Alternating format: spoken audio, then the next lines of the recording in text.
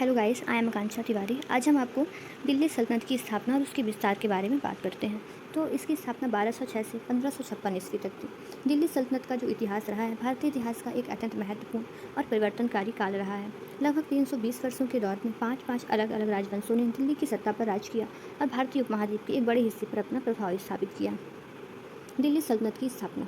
दिल्ली सल्तनत की स्थापना रखने की जो पृष्ठभूमि है वो तराइन के युद्धों से शुरू हुई।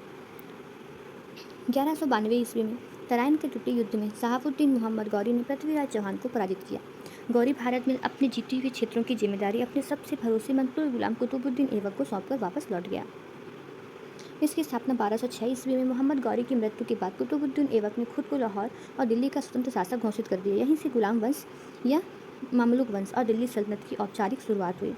इसका जो वास्तविक संस्थापक है, ऐबक ने केवल 4 वर्ष 1206 से 1210 तक शासन किया। सल्तनत का वास्तविक स्थिरता और प्रशासनिक ढांचा ऐबक के दामाद और उत्तराधिकारी इल्तुतमिश, जो 1211 से 1236 ईस्वी तक उन्होंने प्रदान किया। इल्तुतमिश ने ही राजधानी को लाहौर से दिल्ली स्थानांतरित किया और बगदाद के खिलाफ से खलीफा से सुल्तान पद की कानूनी स्वीकृति प्राप्त की।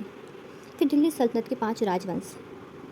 पहला है गुलाम वंश, 1206 से 1290 ईस्वी तक कुतुबुद्दीन ऐबक, इल्तुतमिश, रजिया सुल्तान और गयासुद्दीन बलबन यहाँ के शासक थे। फिर खिलजी वंश आया जो 1290 से 1320 तक था।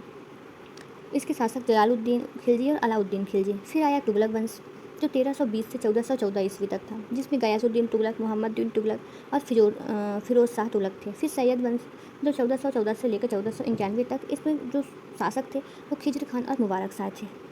फिर लोदी वंश 1451 से 1526 ईस्वी तक, इसमें बहलोल लोदी, सिकंदर लोदी और इब्राहिम लोदी ने शासन किया। फिर सल्तनत का विस्तार। दिल्ली सल्तनत का विस्तार अचानक नहीं हुआ, बल्कि यह अलग अलग चरणों में क्रमिक रूप से आगे बढ़ा। जैसे प्रारंभिक सुदृढ़ीकरण, गुलाम वंश। इस दौर में सुल्तानों का ध्यान साम्राज्य विस्तार से ज़्यादा सल्तनत की आंतरिक विद्रोह और बाहरी मंगोल आक्रमणों से सुरक्षित रखने पर था।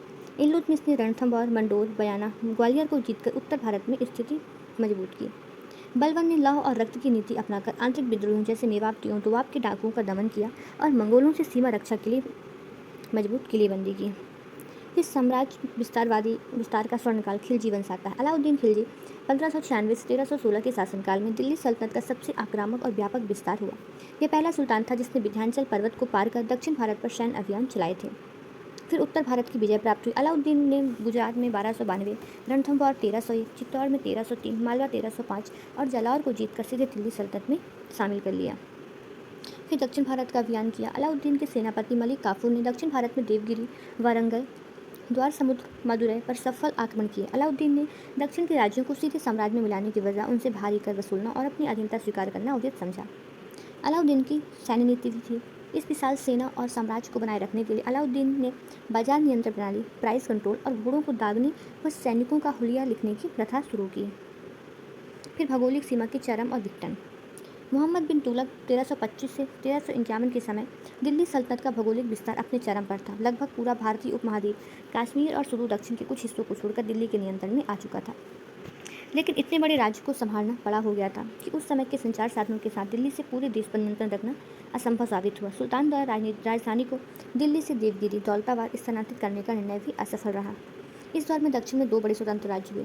विजयनगर साम्राज्य 1336 और बहमनी साम्राज्य 1347 का उदय हुआ, जिससे सल्तनत का सिकुड़ना शुरू हो गया। सल्तनत का धीरे धीरे पतन हुआ। तुगलक वंश के बाद आए सैयद और लोदी शासकों के समय सल्तनत का जो प्रभाव था वो केवल दिल्ली और उसके आसपास के उत्तरी इलाकों के सीमित तक ही रह गया था। लोदी वंश के अंतिम शासक इब्राहिम लोदी के मनमाने व्यवहार से परेशान होकर पंजाब के जो गवर्नर दौलत खान लोदी थे, उन्होंने काबुल के शासक बाबर को भारत पर आक्रमण करने का न्योता दिया और 21 अप्रैल 1526 को पानीपत के प्रथम युद्ध में बाबर ने इब्राहिम लोदी को पराजित कर दिया और इसी के साथ सल्तनत काल का अंत हो गया और भारत में मुगल साम्राज्य की स्थापना हुई। हमने दिल्ली सल्तनत का पूरा विस्तार और उसका पतन पढ़ लिया है। अब हम आगे कल पढ़ेंगे। Thank you.